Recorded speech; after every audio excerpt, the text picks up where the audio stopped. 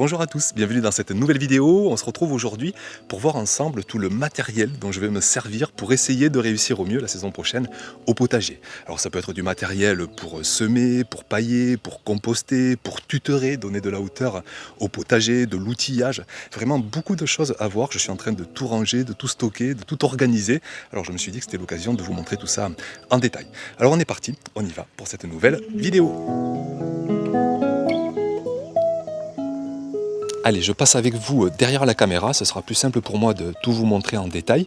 Les outils, on les verra tout à l'heure. On va commencer d'abord par la zone à compost. Ça, c'est un sujet, moi, qui me passionne, j'adore et je trouve que c'est vraiment important, en tout cas ici, moi, pour réussir mes saisons, ça passe par continuellement nourrir mon sol, nourrir le potager, nourrir les cultures.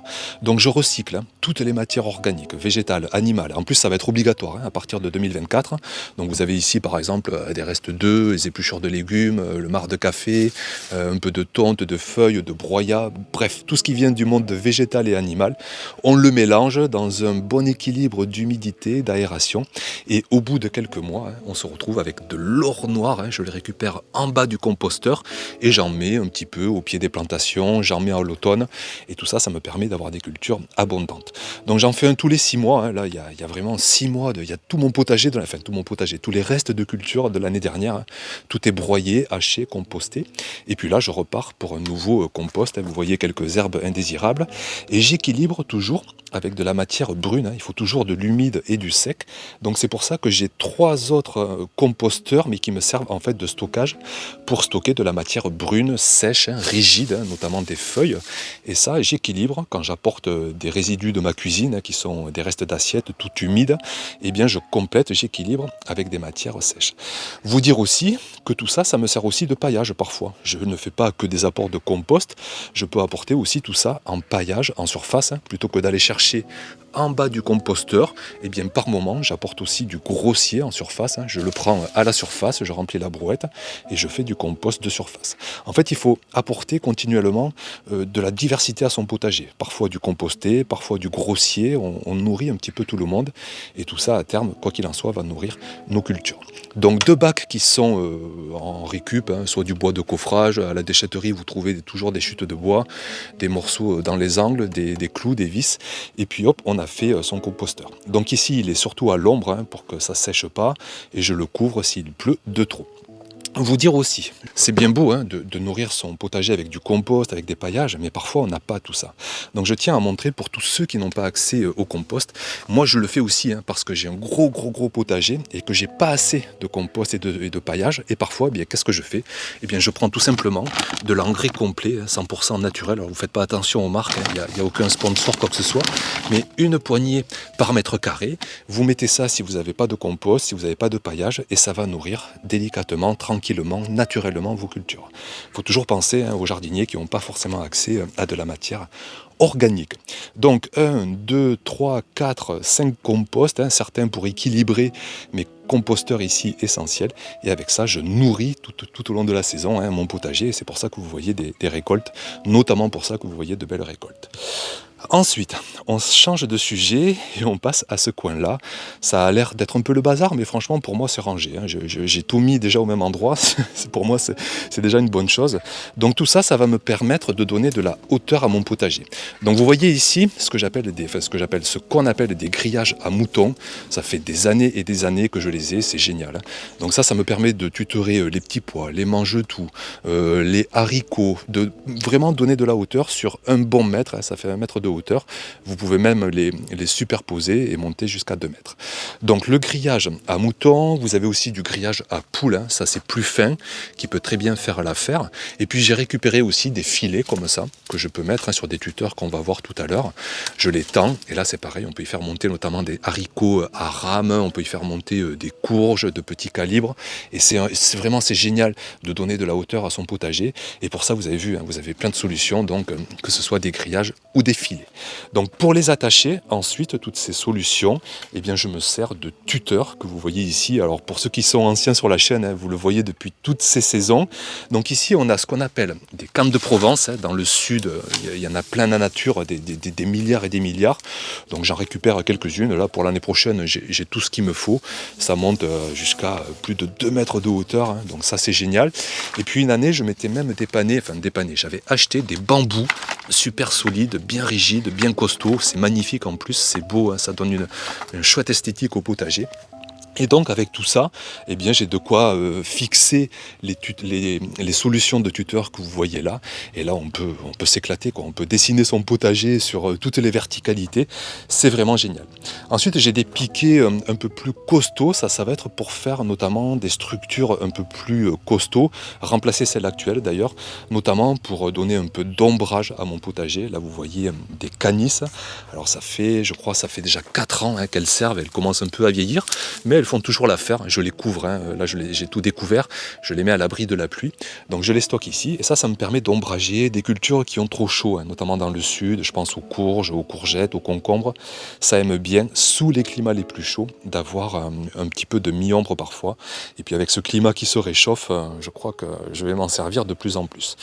Encore quelques grillages à poules, et ici des trillis. Alors ça aussi, super solution pour tutorer. Je pense vraiment les petits pois, les mange-tout, ce sont vraiment, ça c'est les premières cultures qui me viennent à l'idée.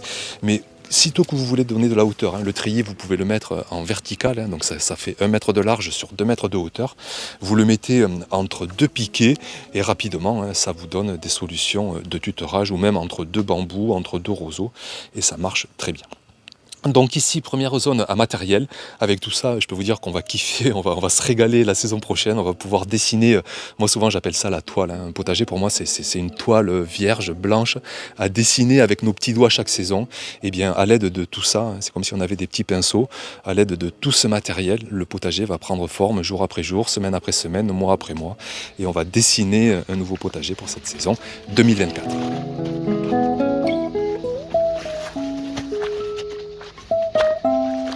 Allez, maintenant on va rentrer dans la serre, on va aller voir tout le matériel qui va nous servir pour bien semer, notamment toute la saison prochaine. On va semer sous abri et ensuite on ira amener tout ça au potager. Alors on commence avec les godets, donc là c'est à la fois des plants que j'ai achetés dans le passé. Chaque fois j'ai récupéré les godets de toute taille, ce qui fait que maintenant j'ai un stock très conséquent. Donc ça va du petit godet qui fait 7 cm sur 7 cm. Ça sert pour déjà beaucoup de cultures, je pense aux blettes, aux betteraves. On sèmera dans ces godets sous abri et ensuite on ira les mettre en pleine terre. Sur des godets un peu plus importants, on pourra mettre les courges, les courgettes. Les godets de 8 cm, on mettra les cornichons, les concombres, le maïs, le tournesol. Toutes ces cultures, vraiment, on va pouvoir se régaler de semer directement en godet et ensuite on ira les implanter au potager. Ensuite, j'ai tout un tas de barquettes, des barquettes idéales qui sont pas trop profondes pour pas consommer trop de terreau. Et là, dans ces barquettes, on va plutôt y semer tout ce qui est aubergines, les tomates, le fameux semis de tomates.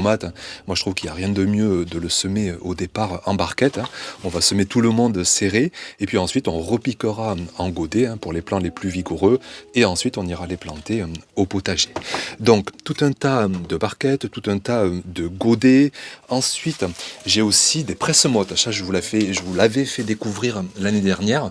Ça, c'est pour ceux qui justement ne veulent pas de godets. Vous pouvez faire avec des presse-mottes. Je vous le remontrerai cette saison. Bon, c'est une technique que j'aime bien, mais c'est pas ma favorite. Ça permet par contre, c'est vrai, de s'éviter des godets. Donc ça, je vous en reparlerai en saison. Ensuite, j'ai tout un tas aussi de plaques alvéolées. Ça, c'est encore une autre technique pour semer. Il n'y a rien d'obligatoire à en avoir pour réussir son potager, mais c'est quand même sympa, quoi. Je pense par exemple aux plants de choux. Moi, je les ferai en plaques alvéolées. On les démoule en fait facilement. Ça permet de ne pas trop chambouler les racines et la reprise en terre est plus rapide. Donc, je pense aux mesclun, aux épinards, aux choux, des laitues aussi. Et puis sur des alvéoles plus grosses, on peut faire les concombres, les courgettes, même des courges dans les plus grosses. Vous voyez aussi un peu de foin, ça c'est du foin que j'ai acheté parce que j'ai pas assez de paillage et j'ai envie de bien pailler mon potager cet été pour me protéger de l'excès de chaleur. Donc j'ai récupéré quelques bottes de foin pour l'instant, je les mets dans la serre. Pour continuer avec ce matériel pour bien semer, je vous montre aussi ce que j'ai pour avoir une grosse chaleur, enfin pour avoir une meilleure température, parce que quand on va commencer dès février par exemple à semer des aubergines, le problème c'est qu'il va faire beaucoup trop froid. Alors soit on peut chauffer une pièce avec un chauffage de chantier, chauffage de serre, mais ça a une grosse consommation électrique, et l'électricité c'est affreux comme ça devient cher, c'est une solution, ou sinon on peut chauffer vraiment que localement au niveau des semis, avec des tapis chauffants, j'en ai de plusieurs tailles, tout ça c'est des achats accumulés de toutes ces dernières années. Donc avec ces tapis chauffants, je pourrais mettre les semis que je vais devoir démarrer tôt quand il fait froid et que je vais devoir donc mettre sur nappe chauffante. Je pense notamment aux aubergines, aux poivrons, les tomates même, je pense que je les mettrai sur tapis chauffant les premières semaines. Et puis pour la lumière, parce que les semis, il faut de la température, de la lumière, de l'humidité. Et en février et mars, il manque de la lumière, de la température.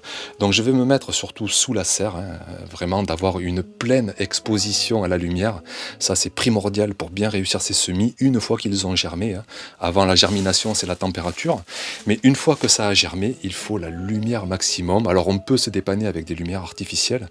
Mais bon, moi j'ai pas encore franchi le pas, j'aime pas trop ça. J'essaie vraiment de faire avec la lumière naturelle, mais du coup je me mets sous serre. Alors si vous n'avez pas de serre, vous vous mettez à la maison derrière une baie vitrée, vous achetez éventuellement des éclairages d'appoint, et puis sinon vous achetez des plants qui sont tout prêts dans le commerce. On ne va pas aller se mettre de pression à faire des semis si on n'a pas l'équipement nécessaire.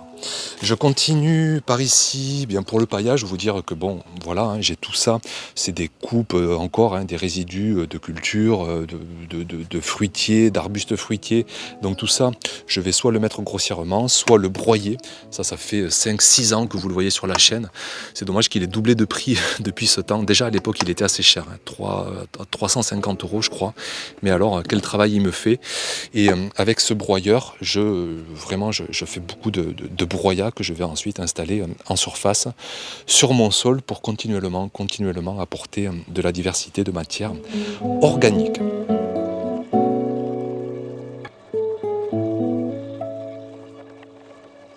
Alors je vous montre maintenant les outils, d'ailleurs je me rends compte que j'en ai vraiment pas beaucoup, alors ce sont les outils essentiels, mais bon je suis vraiment dans une approche où je ne vais pas trop triturer le sol, j'ai aucun engin à moteur et donc je me sers de ce que vous voyez sous les yeux. Alors le premier outil, le plus emblématique, je vous en ai parlé X fois sur la chaîne, c'est la grelinette, elle me permet d'aérer, d'assouplir le sol, de désherber, c'est vraiment un outil qui est à la fois léger, maniable, ergonomique.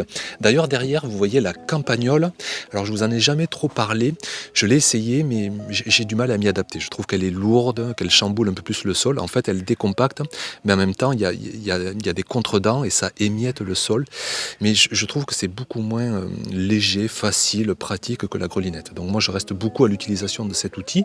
À côté, bien des outils classiques, le croc pour un peu plus ameublir le sol, le râteau pour enlever du paillage, pour ouvrir des sillons, d'ailleurs il me manque un outil, c'est un outil vraiment pour ouvrir des sillons, pour l'instant moi je fais avec la serre-fouette que vous voyez là, donc il faut s'accroupir, aller au bas du seau, enfin aller à la terre même et tracer des sillons, mais j'aimerais bien avoir, je vais le trouver, un outil avec un manche plus long pour ouvrir des sillons, et puis le petit croc que vous voyez depuis des années et des années, il me sert à tout, à faire des petits trous, des gros trous, de la plantation, même à ouvrir des sillons, je trouve que c'est un peu passe-partout, et moi ça c'est, avec la grelinette, c'est vraiment mon outil phare, avec ça et la grelinette, j'ai l'impression que je peux tout faire au potager. Donc voilà pour l'outillage. J'aimerais vous parler aussi un petit peu d'irrigation. Je vous répète que l'eau est toujours si importante. Donc j'ai acheté une cuve de récupération, 300 litres, enfin récupération, ou sinon je la remplis tout simplement avec de l'eau.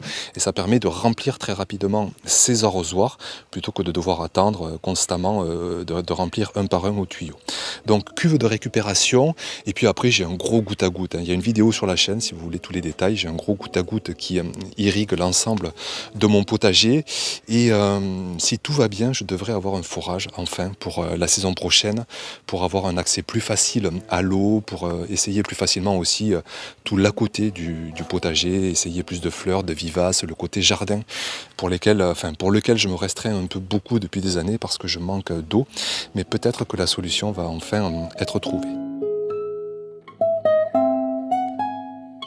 Donc voilà pour cette rapide vidéo, hein. C'était vraiment pour vous donner un aperçu, pour vous partager comment déjà la saison prochaine se prépare dans ma tête et je pense dans toutes les têtes de jardiniers passionnés, on est déjà focus sur la saison prochaine et on pense déjà à comment est-ce qu'on va l'organiser, qu'est-ce qu'on va semer, où, comment. Et puis moi donc ça passe par déjà commencer à mettre de côté, à bien ranger le matériel pour, je vous dis, au cours des semaines, des mois, à partir de février, c'est le début ici dans le sud sous climat doux, dès février c'est parti quoi.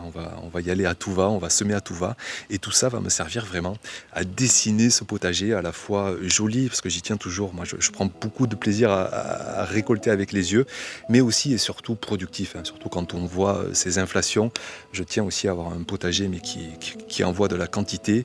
On est 4 à la maison, j'ai des enfants qui deviennent adolescents donc je vous raconte pas. C'est pour ça d'ailleurs, et je vous le dis dans cette vidéo, que je fais encore une petite extension. Là j'arrive au sommet en fait de la consommation au niveau famille. J'ai des enfants qui mangent pas possible. Pendant 3-4 ans, ils vont encore, au moins 3-4 ans, ils vont encore être là à la maison, même 7, 8, 10 ans peut-être. Et il va falloir vraiment sortir de grosses quantités de légumes. Donc une nouvelle extension, je vous montrerai tout ça l'année prochaine. Et puis vivement quoi, vivement de se servir de ce que vous voyez derrière. Merci pour votre attention et puis à bientôt bien sûr pour de prochaines vidéos. Ciao!